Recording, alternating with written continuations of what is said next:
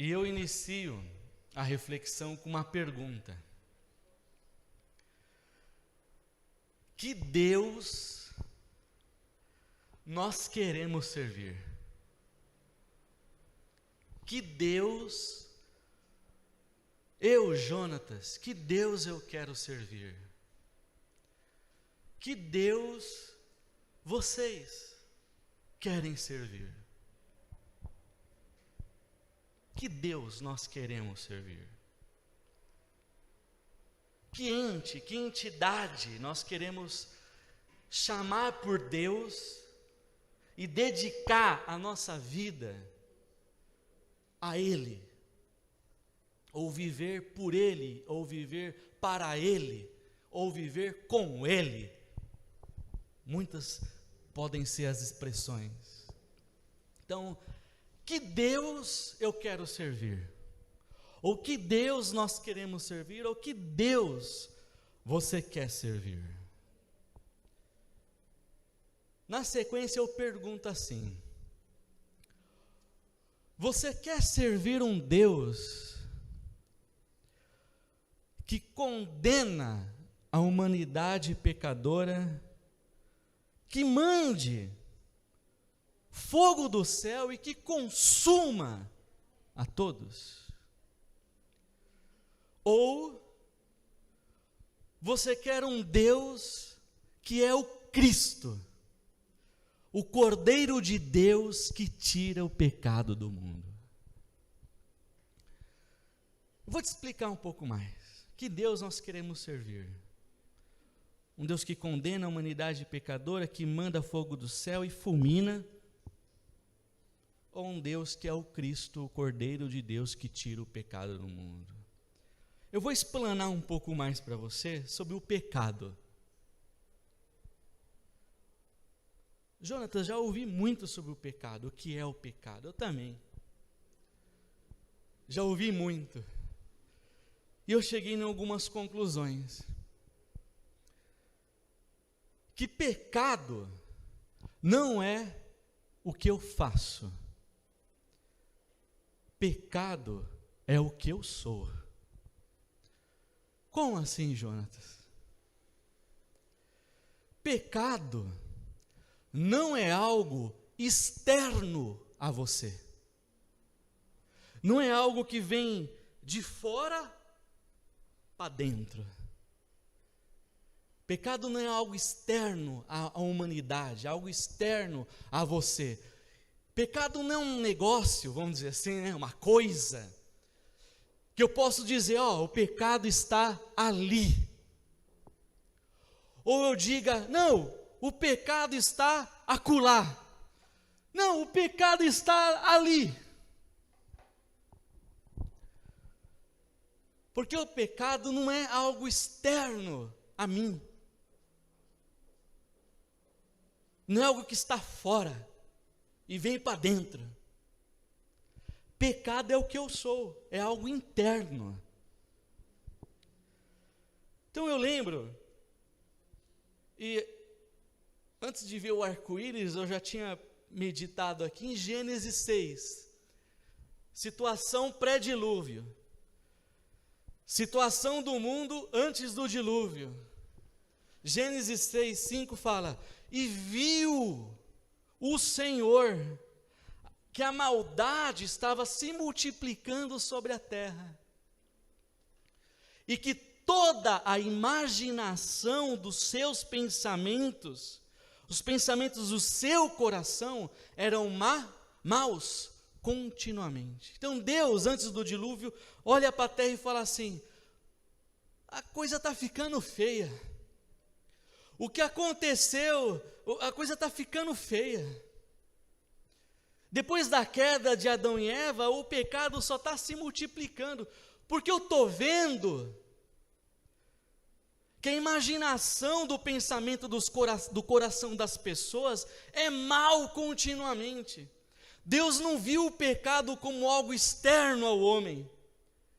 Deus viu o pecado como algo interno. O coração do homem está pensando maldade continuamente. Por isso eu vou tirar deles o meu espírito. Gênesis 6. Então, quando Deus, antes do dilúvio, antes de pensar em mandar o dilúvio, Deus viu isso durante muitos anos acontecendo. É que nós lemos o capítulo 6 e parece que, vamos usar essa ilustração, que Deus acordou num belo dia e falou assim: não, vou mandar o dilúvio. Não, Deus foi vendo aquela maldade durante anos, décadas. Só de pensar que Matusalém viveu quase 1000 anos... Então Deus estava vendo a maldade ali, durante muitos anos. O pensamento desse povo é mal demais, meu, que é isso? O coração desse povo é mal continuamente. Olha o pecado, não é algo externo, pecado é algo interno, está dentro. Então o pecado não é o que eu faço, é o que eu sou. Aí nós vemos Jesus lá na frente, numa discussão, entre os fariseus, entre os discípulos ali que não estavam entendendo nada, Jesus chega no ambiente e chega sem lavar as mãos e chega já pondo a mão na comida. Aí os fariseus, opa, o discípulo, chega no pé dos discípulos, Porque o religioso, ele é complicado. Essa é uma característica. O religioso nunca fala algo para você, ele fala de você. Eu já vi a maldade da pessoa. Ele nunca fala algo para você, ele fala de você. Aí foi lá os fariseus, para os discípulos falar de Jesus. Ué, mas, seu mestre não lava a mão antes de comer? Porque nessa altura do campeonato, Jesus já estava desestabilizando algumas estruturas dos religiosos. Já tinha sido expulsado dezenas de vezes das sinagogas. Já tinha mandado os 70 discípulos ir para as aldeias vizinhas evangelizar. Então, nessa altura do campeonato, em Mateus capítulo 15, o ministério de Jesus já estava a todo vapor. Ele não era só mais o nazareno. O que pode vir de bom do nazareno? Não, já tinha gente curada, já tinha milagre no casamento, da água para o vinho, já tinha morto ressuscitado, já tinha muita coisa rolando ali. Então os fariseus já tinham essa ideia, Jesus é um mestre de alguma coisa, mas nós temos que arrumar um jeito de descaracterizar ele. Aí eles vêm para os discípulos e falam: seu mestre chega aqui, nem lava a mão, e já sai comendo, pondo a mão na comida, pegando aí. Isso aí está fora da nossa tradição. Tinha uma tradição, está fora. Aí Jesus conhece o coração. Jesus fala assim, aí Jesus aproveita o gancho, O que contamina o homem não é o que entra pela boca. Isso aí vai comer, vai digerir, vai virar fezes, no mesmo dia, às vezes está resolvido. Vira caca, está resolvido. Não é isso que vai contaminar o homem. Jesus aproveitou para dar um princípio espiritual. O que contamina o homem, Jesus repetindo as palavras de Deus de Gênesis capítulo 6. O que contamina o homem pois o que contamina o homem procede dos seus maus pensamentos. O que Deus falou em Gênesis 6? O pensamento do homem, do coração do ser humano é mau continuamente. Aí vem Jesus. O que procede do coração, que são seus maus pensamentos, é isso que contamina o homem, porque do coração vem o homicídio. Do coração vem o homicídio, do coração vem o adultério, do coração vem a prostituição, do coração vem o roubo, do coração vem o falso testemunho, do coração vem a blasfêmia. Aí ele fala, essas coisas que tornam o homem impuro, pecador. Mas comer sem lavar as mãos, não contamina o homem. Vamos dizer assim, né? No máximo dá uma dor de barriga. Ou no Covid, né? Que nós vivemos isso, tem que espalhar um pouco a doença. No máximo acontece isso. Mas o que contamina o homem, o que torna o homem impuro, o que torna o homem pecador, não é algo que está fora, externo, é algo que está dentro, aqui ó, dentro. Mesmas palavras que Deus falou em Gênesis 6 e Mateus 15, Jesus fala. No Sermão da Montanha, Jesus dá uma explanada melhor. Ele dá vários exemplos. Aí você começa a ler Mateus capítulo 5. E uma das palavras que Jesus fala assim: vocês ouviram já o que foi que os antigos falaram? Não cometa adultério. Jesus falando, os antigos, ou a Torá, ou o Antigo Testamento, ou os 10 mandamentos, fala, ó, não cometa adultério. Aí Jesus pega lá dentro, fala assim, eu porém vos digo, se você ficar de olho na mulher do vizinho, você já adulterou. Se você cobiçar, imaginar que você está na cama com a mulher do vizinho, você não precisa nem estar com ela, você já adulterou. Já cometeu adultério contra ela. Então, o pecado não é algo externo, está ali, aqui ou acolá. Pecado é algo interno, pecado é o que eu sou.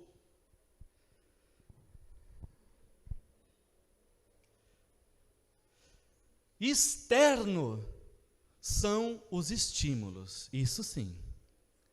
Os estímulos ao pecado que está internamente no ser humano, os estímulos é algo externo. Aí Tiago, no capítulo 1, versículo 14 e 15, Tiago fala mais ou menos assim: cada um é tentado quando? Quando é atraído, quando é iludido, quando é enganado pela sua própria concupiscência, que é o mesmo que desejo descontrolado, ou que é o mesmo do que uma forte tendência, uma forte inclinação a algo que é contrário à vontade de Deus. Então Tiago fala assim, que os estímulos ao pecado, ou os estímulos que afloram o pecado, ou que o tornam visíveis, ou que materializa o pecado, os estímulos é algo externo,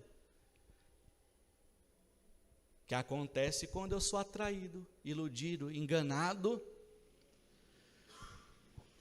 por aquele desejo, aquela inclinação, aquela tendência a algo contrário à vontade de Deus. Porque entenda uma coisa, isso eu acho, eu lembro, se não me engano, a gente aprendeu na aula de ciências na escola. O nosso corpo é um sensor enorme. Como assim? Aos 5 sentidos. Visão, estamos captando visão. Captando as coisas que acontecem. Audição, estamos ouvindo de tudo. Coisa boa e coisa ruim. Temos o olfato, pode ter certeza, você sabe. Tem cheiros que deixa você louco, louca. E tem cheiros que faz você vomitar. Qual outro? Paladar da mesma forma. Tem sabores que, que delícia, né? Aquele contrafilé bem gordinho. Alguns bem passado, outros mal passado, né? Né? Ou outros têm até o gosto, né? Não gosta de carne, mas tem os legumes. Deve ter algum legume aí que te deixa com a mesma sensação de comer um contrafilé. Não sei. Então nós temos o paladar. E nós temos o tato. Né? Você, a maioria aqui está do lado de um familiar, né? Então assim, dá uma beliscadinha nele agora, nela agora aí. E se for teu amigo, né, e você tiver essa intimidade, dá uma beliscadinha nele ou nela aí. Ó, você está sentindo, mano. Né? Tem toques que te derrete todo. E tem toques que dá vontade de você devolver na mesma proporção. Né? Quando você está no ringue ali, eu já fiz karatê, eu sei como é que é. Quando um te acerta, você fala, ai meu Deus, vou ter que devolver. Mas é ali, na brincadeira, né? No treino, né? Nós somos um imenso sensor, vivo, 24 horas. Então, vai chegar em vários momentos, em várias ocasiões, vai chegar estímulos em algum desses sensores que pode ativar em você essa concupiscência, esse desejo descontrolado, essa forte inclinação a algo que não é bom. E às vezes isso acontece num 5 minutos, num piscar de olho, numa fração de segundo. Que coisas que você faria em sã consciência não faria, mas enganado, olha só a ideia, enganado, seduzido, pelaquela sensação de prazer, de satisfação, naquilo, que embora seja contrário, mas na sua mente não é contrário, porque você está enganado, seduzido, e aquilo que você tem uma inclinação, te dá uma sensação de poder ao fazer aquilo, o seu pecado vem à tona. Por isso o Tiago fala, quando você é tentado quando? Quando atraído, caiu na isca, quando enganado, falando, é isso mesmo, estou na verdade. E quando aquilo vai te satisfazer de uma forma que te põe num poder, como se não tivesse outro poder fora daquilo. Aí você, embora sabendo que tem alguma coisinha errada, porque tem na nossa matriz um juízo na nossa consciência, embora aquela vozinha lá no fundo fala, não é assim, mas aquele negócio te satisfaz de tal jeito, seja ele qual for, até comer uma comida, igual eu te falei, você vai comer até passar mal, e tem uns que até vomita e come de novo, mano. Estou falando das coisas mais banais, e tem a parte grosseira da situação. Então, o pecado não é algo externo, mas os estímulos são. Aí eu volto naquela palavra que eu falei alguns meses atrás. Guarda o teu coração, porque ele é fonte de vida. Aos estímulos que a gente está tendo. Cuidado com os estímulos.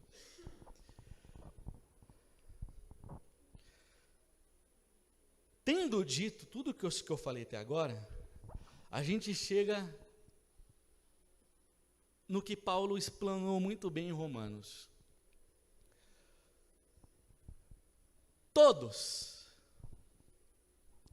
Todos pecaram e estão fora ou destituídos da graça de Deus. Porque o pecado não é algo externo. Eu não peco porque eu não vou ali. Um exemplo, né? Eu não peco porque eu não vou acolá. O pecado está aqui, ó, dentro. Então Paulo fala, todos pecaram e destituídos estão da glória de Deus. Todos. Então quer dizer que lascou geral. É isso, não tem mais jeito. No vocabulário mais assim, então é só ladeira abaixo, Jonatas. Então é isso. Se o pecado não está em um lugar, não é algo que eu faço, mas é algo que eu sou, então estamos tudo lascado. Não tem mais jeito e é só ladeira abaixo. Não, irmãos. Essa é a beleza do Evangelho. Essa é a beleza de Jesus Cristo. Paulo explana muito bem em Romanos. Que livro, que carta. Romanos 5, Paulo fala assim, nós somos pecado, mas olha só. Por um homem entrou o pecado no mundo. Adão e Eva. Pelo pecado entrou a morte. A morte passou a todos os homens.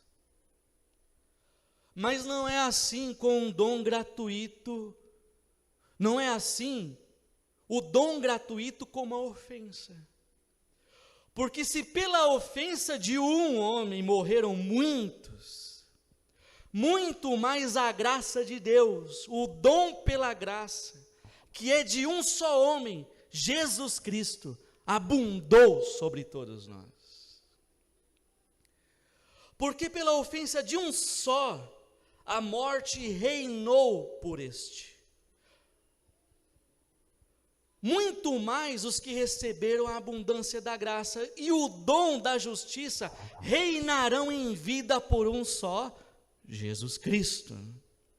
Pois assim como por uma só ofensa veio o juízo sobre todos os homens para a condenação, assim também por um só ato de justiça veio a graça sobre todos os homens para justificação de vida. Porque como pela desobediência de um só homem, muitos foram feitos pecadores. Fomos feitos pecadores. O pecado está aqui dentro. Assim, pela obediência de um, muitos serão feitos justos, para que assim como o pecado reinou na morte, também a graça reinasse pela justiça para a vida eterna, por Jesus Cristo nosso Senhor.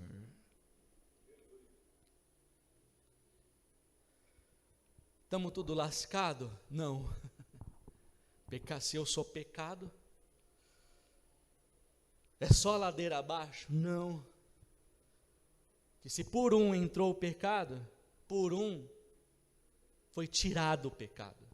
Se por um reinou a morte, por um, Jesus, a vida reinou pela justificativa de Jesus por nós na cruz do Calvário, pela justiça de Jesus por nós na cruz do Calvário.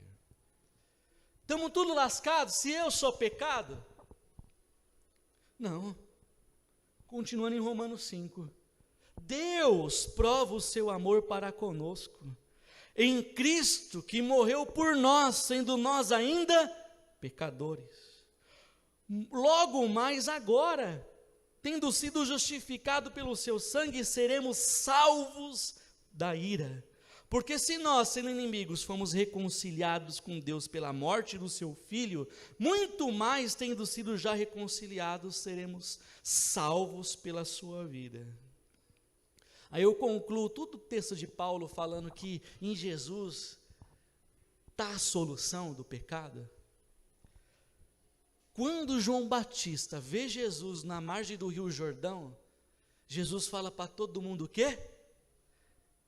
Eis aí o Cordeiro de Deus que tira o pecado do mundo. Está entendendo? Eis aí o Cordeiro que entra aonde ninguém consegue entrar. Eis aí o Cordeiro que vê o que muitas das vezes, na maioria das vezes, ninguém consegue ver. Eis aí o Cordeiro que consegue mudar algo que nada externo consegue mudar. Eis aí o Cordeiro que entra lá dentro do coração do homem com uma palavra que divide o homem no meio, que rasga a nossa alma e tira o pecado do homem. Eis aí o Cordeiro de Deus que tira o pecado do mundo.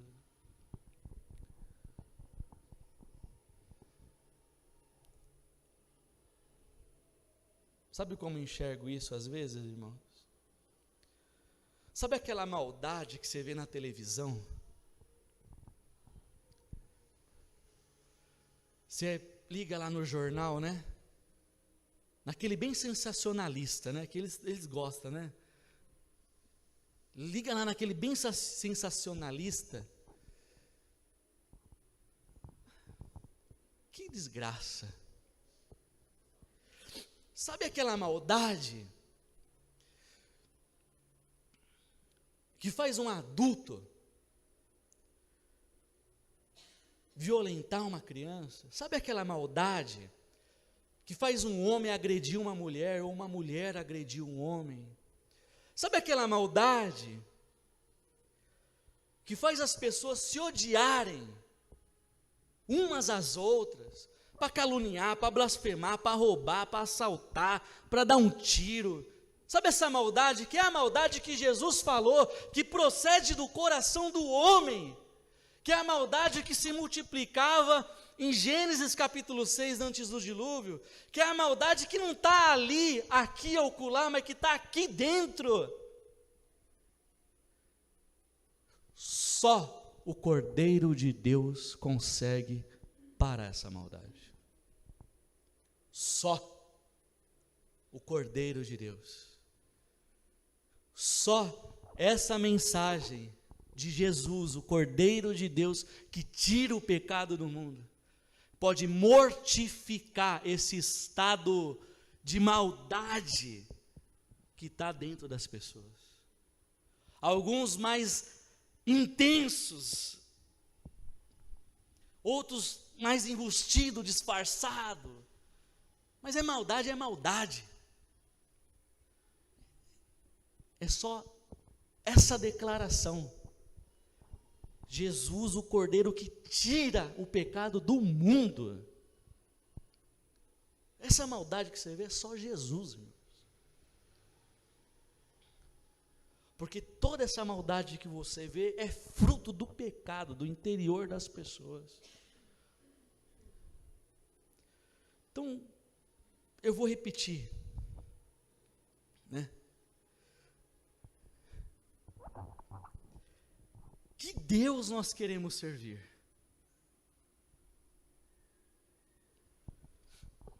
Que Deus eu quero servir? Que Deus você quer servir? O Deus que condena a humanidade pecadora, que manda fogo do céu e fulmina todos? Ou você quer o Deus que é o Cristo, que tira o pecado do mundo? Está entendendo agora a pergunta? Que Deus nós queremos? Que Deus eu quero servir? O Deus que, quando os discípulos passaram por Samaria e os samaritanos escorraçaram eles de lá, por causa daquela rixa antiga, né?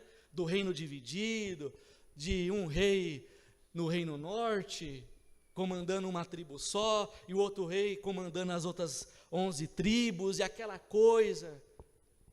O templo ficou só para Judá, e os outros... Que Deus nós queremos? Aquele que os discípulos falam: ah, Senhor, Jesus, eles nos rejeitaram, vamos mandar fogo do céu, igual Elias mandou. Ou nós queremos aquele Deus, ou nós queremos aquele Deus que falou para os discípulos, falou: não é assim, meu amigo. De que espírito vocês são?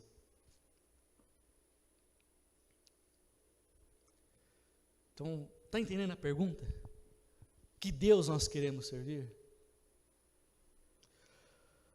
Porque se o Deus que nós queremos servir está nos moldes do de mandar fogo e consumir os pecadores, nós vamos ter que rasgar pelo menos os 70% da Bíblia, no mínimo. Já começando pelos patriarcas, mentirosos de mão cheia. Na Bíblia fala uma mentira só de Abraão, né? Mas não foi só uma, deve ter várias. Na Bíblia estão os eventos de destaque, de maior impacto, de maior lição espiritual, de maior transcendência, vamos dizer assim. Abraão, por um período, não toda a vida dele, lógico, deve ter sido um mentiroso de mão cheia. E pelos motivos mais besta. Vamos falar que você é minha irmã, para o rei não querer se deitar com você. Para o faraó não querer se deitar com você. Era um costume da época, né? E tantas coisas que Deus tinha feito com ele antes. Não era o suficiente para ele ter a mente, a consciência, a garantia de que Deus seria com ele, mesmo indo para o Egito, e que nada ia acontecer. Deus já tinha feito aliança com Abraão, anos atrás, desse fato. Então, vamos rasgar Abraão, porque Deus manda fogo em Abraão. Língua danada, né? Mentiroso. Aí vamos para Jacó. Lascou. Jacó é o 71, meu amigo. É aquele que te leva na conversa. É aquele que está batendo papo, ele já te levou ali, ó, para fora daquilo. Jacó era esse. Jacó cria um caos. Jacó vem com a solução para o caos. E Jacó é o único que se beneficia. Qual o caos? Fome. Esaú vem da caçada, morrendo de fome, porque eu não sei como deve ser, mas eu imagino que passar o dia caçando um animal deva ser difícil, e mais com os instrumentos que eles tinham na época, tinha que ter uma habilidade, né, muito boa. Esaú era o caçador. Então, vai lá, Esaú, vai caçar, vai. Esaú chega cansadão, opa, já criou o caos. Esaú cansado e com fome, já criou o caos. Aí ele vem com a solução. Eu fiz aquele guisadinho que você gosta, Esaú. Fiz aquela comidinha que você gosta. Igual a mulher quando quer pedir ao marido, né? Chega em casa. Ou o marido, né, quer algo da mulher, já vem com flores. A mulher já liga, meu marido, cadê meu marido? Que esse não é. Né? Esaú já vem com a solução, comidinha quentinha, aquele cheiro que vem a quilômetro. Aí Esaú vem, Jacó vem com aquele papinho, você está com fome, eu tenho a comida, e você tem algo que eu quero e eu tenho algo que você quer. Vamos trocar a primogenitura.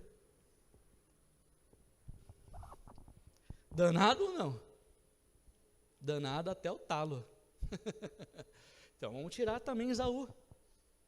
Manda fogo do céu, Jacó, manda fogo do céu e pega Jacó. Aí se a gente vai mais para frente, né? A gente vai bater com Davi. Davi, o homem segundo o coração de Deus, mas que coração é esse de Deus? Davi é um processo do que eu falei, do que é os estímulos externos, né, ao pecado. Porque Davi vai lá na varanda lá do palácio, olha para o jardim, vai um dia, só uma mulher dando uma caminhada, nada. Vai outro dia, a mesma mulher está ali, deixa eu olhar com mais cuidado. Olha, nada. Aí outro dia, aquela mulher está ali, deixa eu ver se a minha esposa está olhando aqui. Aí vai, mas você acha que foi do dia para a noite que Davi chegou lá e se relacionou com Betseba? Não foi. Foi um processo que deve ter levado meses, porque ele pensou, se eu for e der ruim, eu sou o rei. Aí a casa caiu. Mas ele foi, olha o processo que Tiago explicou, Davi viveu isso na pele. Só que ele foi enganado, né? Ele foi seduzido por aquele desejo dele, que ele chegou na conclusão que não ia dar nada. É o rei de Israel, a nação mais poderosa. É o rei, o cara que saiu da caverna, foi para o trono. Eu sou o rei, meu. Aqui pode vir quente que eu estou fervendo.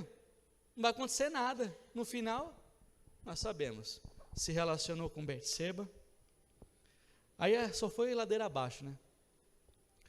Depois, para esconder o erro dele, matou o marido da mulher. Aí os filhos se rebelou. Aí você sabe toda a história. Ué,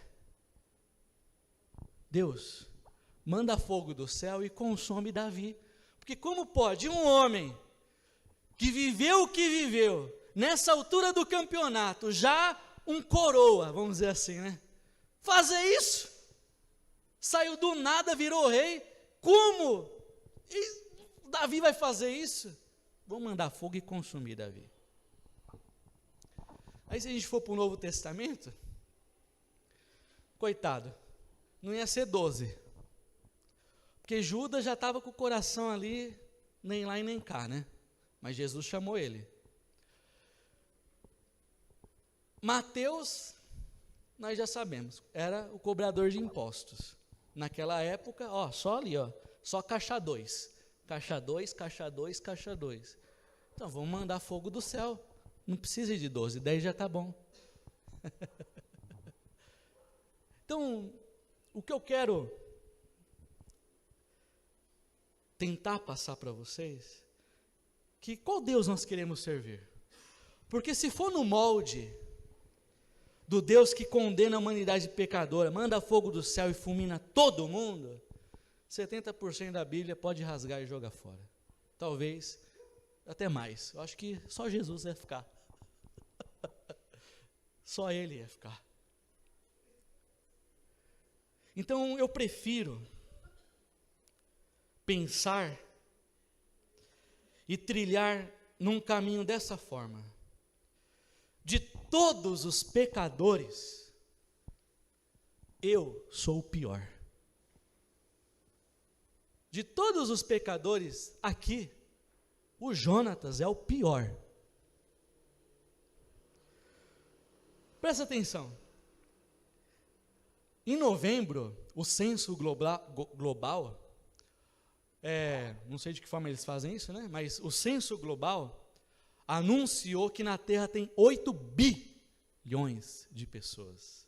8 bilhões de pessoas. Então a Terra chegou nesse marco. 8 bilhões de pessoas sobre a Terra. 8 bilhões de pecadores. 8 bilhões de pecadores. Eu prefiro pensar que desses 8 bilhões de pecadores, o pior é o Jonatas. Certeza. O pior é o Jonatas. Porque isso vai me fazer olhar para a cruz. Porque isso vai me estimular num clamor intenso, num clamor que vem das minhas entranhas, num clamor que vem lá, retorcendo lá dentro da alma, dizendo: Jesus, filho de Davi, tem misericórdia de mim. E é nesse clamor do Jesus, tem misericórdia de mim, é nesse clamor que vem das entranhas, que vem lá de dentro, que faz a lágrima descer, que faz ver que, é desse clamor que vai vir uma doce resposta lá no fundo da tua alma te dizendo: a tua fé te salvou. É desse clamor que vai vir uma doce resposta dentro de você, que vai apaziguar o teu coração, que vai te trazer uma paz Pode vir o Covid-29, 35, pode vir o que vier. Quando você ouve essa voz, a tua fé te salvou, vai, levanta, a tua fé te salvou.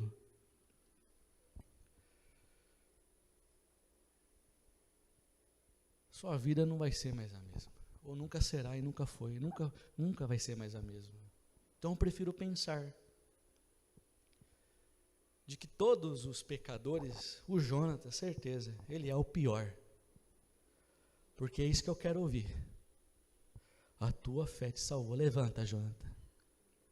Esse mundo está caído, mas levanta. Esse mundo está perigoso, mas vai. Esse mundo